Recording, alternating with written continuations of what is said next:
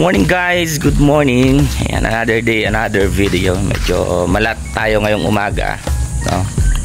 And update lang tayo dito sa bahay na ginagawa. And update din tayo sa gagawin natin ngayong araw, no? So yun, may delivery tayo, no? Mga buhangin, marami pa, bago lang yan, naka-deliver lang. Today is Tuesday, September 2. Ayan. At finish na rin po itong sa likod, ano? Ayan yung likod sa taas, finish na yan. So nasa loob na yung nagtatrabaho. Dito na sila sa loob, sa taas, no?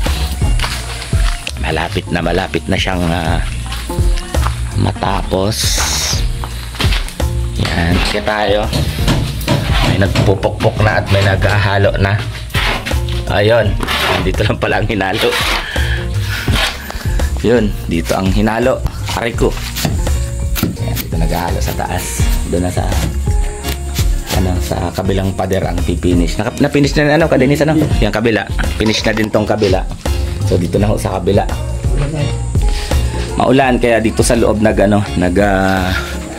halo, no? Ayan, baba tayo, wala tayong mapwestuhan. Baba tayo guys, at wala tayong mapwestuhan dito sa sa itaas. So yun, didiretso ho kami ngayon ng Daet Medical Plaza. Kasama natin silang Rachel para sa follow-up, check-up and mga gamot, vitamins ni Baby Jericho, ano. And syempre kasama natin ang PNP.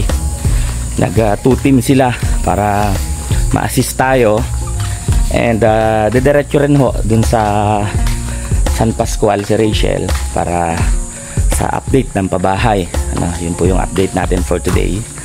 And bibisitahin na rin siguro sila Baby Jericho, dadalhan ng bigas, no? And hopefully, no, mailatag na lahat yung mga gamot na kailangan at vitamins today. And dala na namin lahat ng results ng test ni Baby Jericho. At mag-i-stay yata ang inyong langga Rachel ng San Pascual ng ilang oras para tingnan, mapanood ho kung ano yung nangyayari doon, ano, kung paano yung paggawa. And ngayon may delivery tayo for today. Second delivery ho tayo according po dun sa may-ari ng hardware. Ayan. And tuloy-tuloy yung paggawa ho doon. Andun ho yung grupo, ang PNP, ano, nakaalalay pa rin sa atin. So maraming salamat po. Yan lamang po ang update natin for today. Ayan. Thank you so much. Ingat po kayo at ingat din kami. God bless us all.